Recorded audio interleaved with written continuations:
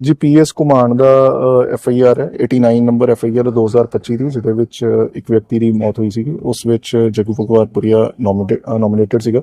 ਸੋ ਕੱਲ ਰਾਤ ਨੂੰ ਅਸੀਂ ਇਹਨੂੰ ਪ੍ਰੋਡਕਸ਼ਨ ਵਾਰੰਟ ਤੇ ਲੈ ਕੇ ਆਏ ਹਾਂ। ਅੱਜ ਮਾਣਯੋਗ ਅਦਾਲਤ ਵਿੱਚ ਇਹਨੂੰ ਪੇਸ਼ ਕੀਤਾ ਗਿਆ ਤੇ ਇਹਦਾ 3 ਦਿਨ ਦਾ ਪੁਲਿਸ ਰਿਮਾਂਡ ਲਿਆ ਗਿਆ। ਸਰ ਹੋਰ ਵੀ ਕੇਸ ਦਾ ਪੁੱਛਗਿੱਛ ਕੀਤੀ ਜਾ ਸਕਦੀ ਹੈ ਜੀ ਪਹਿਲੋਂ ਤਾਂ ਜਿਹੜਾ ਕੇਸ ਵਿੱਚ ਲੈ ਕੇ ਆਏ ਆ, ਪਹਿਲੋਂ ਅਸੀਂ ਉਸ ਇਨਵੈਸਟੀਗੇਸ਼ਨ ਦੇ ਵਿੱਚ ਸਟਾਰਟ ਕਰਾਂਗੇ। ਉਸ ਤੋਂ ਬਾਅਦ ਜੋ ਇਨਵੈਸਟੀਗੇਸ਼ਨ ਸਾਹਮਣੇ ਆਏਗਾ ਉਹਦੇ ਅਕੋਰਡਿੰਗਲੀ ਕੀਤੀ ਜਾਏਗੀ। ਤਾਂ ਕਿੰਨੇ ਹੋਰ ਮਤਲਬ ਖੁਲਾਸੇ ਹੋ ਸਕਦੇ?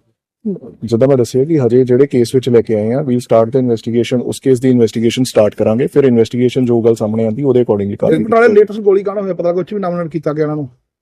ਤੁਹਾਨੂੰ ਦੱਸ ਰਿਹਾ ਕਿ ਪਹਿਲੋਂ ਜਿਹੜੇ ਕੇਸ ਵਿੱਚ ਲਿਆਂਦਾ, ਪਹਿਲੋਂ ਉਹਦੀ ਤਫਤੀਸ਼ ਮੁਕੰਮਲ ਕੀਤੀ ਜਾਏਗੀ। ਉਸ ਤੋਂ ਬਾਅਦ ਹੈ ਕਿਹੜਾ ਜੀ ਥੋੜਾ ਕਲੀਅਰ ਕਰ। ਜਿਹੜਾ ਬਿੱਲਾ ਮੰਡਿਆਲਾ ਇੱਕ ਉਹ ਵੀ ਗੈਂਗਸਟਰ ਸੀਗਾ, ਉਹਦੇ ਉੱਤੇ ਜੋ ਗੋਲੀ ਚੱਲੀ ਸੀ ਤੇ ਉਹਦਾ ਨਾਲ ਸਾਥੀ ਸੀਗਾ ਬਰਿਆੜ, ਉਹਦੀ ਗੋਰਾ ਬਰਿਆੜ, ਉਹਦੀ ਮੌਤ ਹੋ ਗਈ ਸੀ। ਉਸ ਕੇਸ ਵਿੱਚ ਇਹਨੂੰ ਲੈ ਕੇ ਆਂਦਾ। ਬਾਕੀ 3 ਦਿਨ ਤਾਂ ਪੁਲਿਸ ਹਾਂਜੀ 3 ਦਿਨ ਦਾ ਪੁਲਿਸ